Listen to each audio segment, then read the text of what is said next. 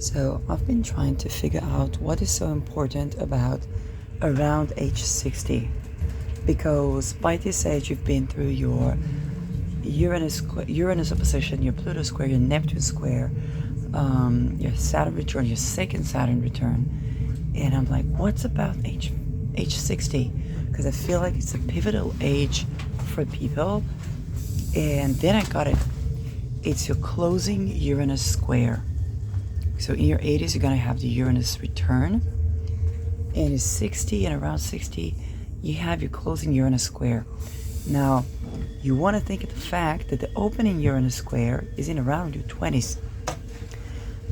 And so you're getting the polar opposite of that situation. Now, of course, any placements you have around these points are going to dramatically shape how differently you experience that. But the thing is that, very likely in your opening Uranus square, you were the grown adult who were younger than you, but you were also the young person. Because the 20s is our teenagehood, the real teenagehood. Because that's not the Jupiter maturation sweet 16. That's the teenagehood where you go from a young adult to a young adult, okay? With the emphasis on the adult. And this is where you're required to make your first rebellion. And usually it could be to a brother figure to you, to a mother figure, your father figure to you, okay? Somebody you look up to, you gotta rebel them. And that's the opening Uranus square, okay? You think about L'Homme Rebelle, and you think about the teenagers' revolution versus the people that know how to do things, but they don't have the power and energy of the youngsters. And you want to have them connecting with each other so they can learn from each other. It's challenging because in your opening Uranus square, you ain't got time to listen to anybody. You need to individuate. And so you're closing Uranus square, that's your 60s, you're gonna have this rebellious spirit. So there's gonna be a lot of rejuvenation to your energy. There's a Kundalini rise, one way or another. But now, with what you know, there's a tremendous amount of, it's really tough because you gotta be the grown adult in a situation where in your 20s, there wasn't necessarily a grown adult. So you want to think about the polar opposite of the situation you've been through in your 20s, because in your 60s, you're the person that's going to have to serve as the sage. It's like you're going to have to hold the candle, because there are going to be people around you that are going through in their 20s, okay, the opening square, in the 40s, the Pluto squares, and the Uranus opposition, in their Saturn situations, okay? But the Uranus square is like you're asked to rebel, but you're also asked to be the grown adult within the situation. So it's still very challenging because it's the polar opposite of what you've been through in your 20s, and they may not have been a grown adult in the 20s, okay? And now you have to be that grown adult. It's like when you know what you know and you see what you've seen, you gotta be that grown adult in a situation that calls for rebellion, that calls for crisis. And it's a very, very tough one because the wounds from all the Uranus transits, especially in your 20s, especially when there wasn't a grown adult, now you're asked to kind of be in a situation, and sometimes you understand that when you are supposed to be the grown adult and you are missing, okay? Missing as the grown adult, that means you might do stuff that are not supposed to be done by a person at your age, right? And you want to think back to your 20s, and that might be with a situation where you understand where was that grown adult missing and why. Or in the rare cases where you do manage to be that grown adult, there can be a little bit of a closure. It's like, hey, I had nobody there when I was in my 20s, but I managed to be that somebody when I was in my 60s. Okay? I think about, figures I know that had more of a successful.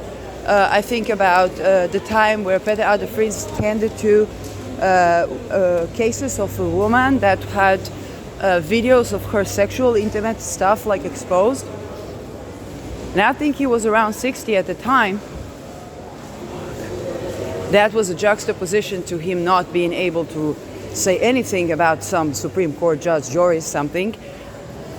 But the thing is that there was a place of being there in a situation for this girl where perhaps in his 20s he couldn't. So it was partial, okay, he couldn't talk about everything,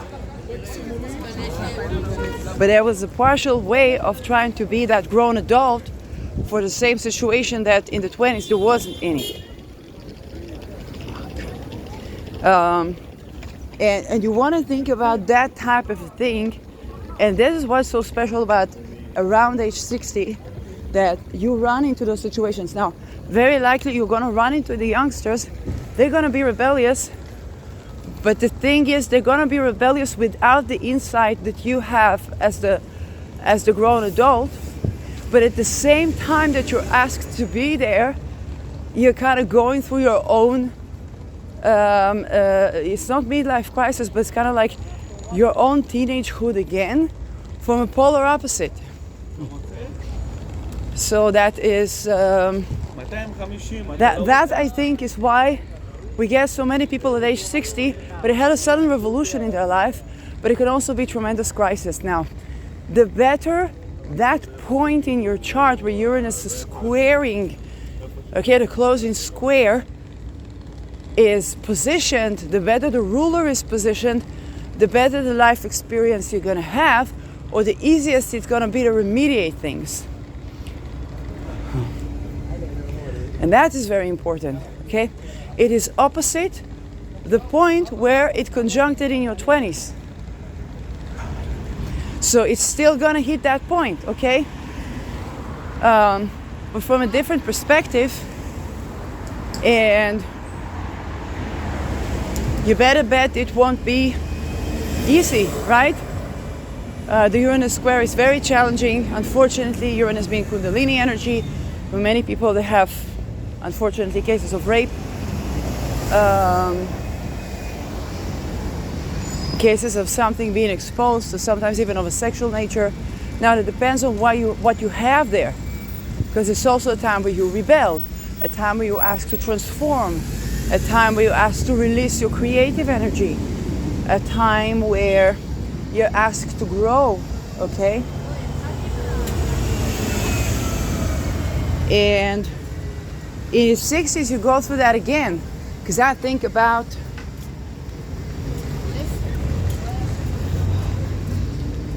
people that are going through kind of like age 60, and things come up sometimes at the time when they were teenagers, and sometimes at the time they were in their 20s, and those things, now they're like the grown adult, and then they're like, okay, as the grown adult, what would you do today? Or what can you tend to today? And depending on what is it that comes up and how easy it is to tend to and how available it is to tend to it, that's what you'll be seeing. And you're asked to hold position of the grown adult. Now, that doesn't mean that there isn't a revolution around you. You think like right now, the people who are 60s right now, we have AI revolution, we have technological revolution, we have discussion over things we never discussed, okay? Everybody talks about the MK Ultra. In your days, who would talk about the Euro 20? Who would talk about the MK Ultra, right? Everybody would fear to the bone, and now people like they had been tortured, so they're like, fuck it, okay? And sometimes they're in their 20s. Sometimes they're in their 40s. And so you're dealing with new conditions, but from a polar opposite. You're both the veteran and the teenager at the same time. So it's a very challenging age. It can be a very liberating age. And for many cases, it's going to be an unfortunate experience. If I go back to Peter, that was also around the time he was defending the Joris Deming, okay? And that was, as a young boy in his 20s, remember the Permarant murder, but the first thing he started with was trying to figure out why these goddamn judges don't send the right person to jail over murder of children and what's going on in there. So in his 60s he met that and had to vouch for that. And so now he understood where was that, you know, adult figure missing, but at the same time also did something that to be there where nobody was there, maybe in his 20s. So it can be a mixture, okay, of being able to be that grown adult and also being in the position of that missing grown adult, which can be no less traumatic as well. Is that you understand, okay, in my 20s, where was the grown adult? And I was like, okay, now you're the grown adult. And that can be both a cathartic experience, a tragic experience, but a healing experience, and a kind of like, well, you just have to radically accept things experiences at the same time. By the way, if you ask about Peter de Vries, what was his way out? Well, he would talk about the WHO, which would basically, if you think about what Hans Emanuel said, and epidemic being a mole X of that, that would be pretty much tending to the core issue, and that was one, you know, fascinating thing that I think a lot of people missed. But I can tell you that age 60 thing, I'm 40, but that age 60 thing, and I saw people dealing with stuff, like really, really dealing with stuff, and your understanding at 60, which I cannot understand fully, I'm 40, is deeper, and it goes to deeper layers and deeper levels, where for a youngster to get all that much data, yet I can say when I first saw Peter vouching for Deming, I was like, the fuck was I seeing now? And when I think about what is the bigger picture, it's like, yeah, because this is just one mole X in a giant system, and then we got where it's going, which is the WHO, which means to globalize MK Ultra. And he paid with his life for that. They assassinated his legacies, not just assassinating the person, because they made the assassin from the community that he was defending and advocating for, the Moroccan community. And that's something about political assassination. And then you would run into like him vouching for Deming way before you would run him talking about the WHO, which has been heavily underrepresented in the media. Like, you really had to dig deep, okay, to see that. And that gives me kind of an appraisal of what it's like to go through that 60 crisis. So people born around the 64, 63, 65, even 62, you're going through your 60s, okay? You're going through your 60s now, and it's very challenging to communicate and to teach wisdom. You know, we can teach information, but to teach wisdom is very challenging, and to say all you need to say is even more challenging, because that's what they made it, and they made it like people have to figure it out for themselves. And so it's a deep crisis, and at the same time you're asked to rebel. So at 60 you might rebel for the bigger picture, you might rebel for what actually matters, and that can be a misnomer, because you would pick your battles and you wouldn't start a battle where there isn't one, where you will start the bigger battle, but then people will get stuck off. Or why didn't you stand up for this? Or why did you stand up for that? Why did you stand up for that? Okay? Why do you stand up for organized crime? Well, the organized crime is the WEF and the WHO and those secret societies that run them, of which a person is a part of, okay? And they whistleblow on that, but it's very challenging to explain that even to a 40 years old, and let alone to a 20 years old. And that challenging, we want to think about bridging some way. And of course, those who try are shadow banned. So if that reaches you and you're around these ages, okay, around the 60s, your 60s, then you might be dealing with this. And again, you might be, the battles that you're not choosing might be the same experience you had when you were in your 20s. But from now that you are, for the polar opposite, you're the grown adult. It's like you're the grown adult, and it looks like, hey, this is the battle that you're not choosing. Now you want to also take into account that yes, the youngsters, they have something to offer, they have a fresh perspective on things as well, and you want to take that into account. Okay, so you want to communicate with people in their 20s, but you want to make sure. I don't even know what to say, because the battles that you're not picking are the ones that are gonna get those. They're gonna be the square of those Uranus square of the 20s, and it might take them all the way up to their 40s, to their 60s, to know that you weren't choosing that battles because you were going for the bigger battle, and that's tough to see. Especially when you cannot express your entire ideas and your entire visions. And sometimes you might even try to help somebody, and then you get, betrayed along the way. They can't fully perceive that. I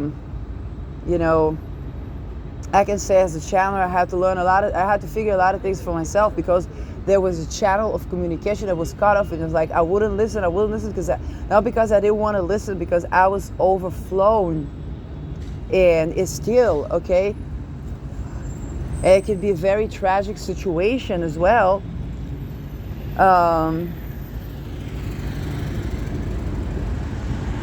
But that is also where it pins at the polar opposite of where you were at your 20s. Now, you want to think about the axis. Okay, what was the axis in your 20s? So if you're now in your 60s, you had a Uranus in Virgo, the axis must have been the Sag Gemini. Okay? Uranus is still in Taurus. So for those of you that had the Leo axis, okay, the axis must have been the Scorpio Taurus Uranus. Now there is a around 7 year difference until Uranus changes the sign. It has a kind of unusual silly walk, so it could be a little bit here, a little bit there. Uranus is going to ingress into Gemini this year,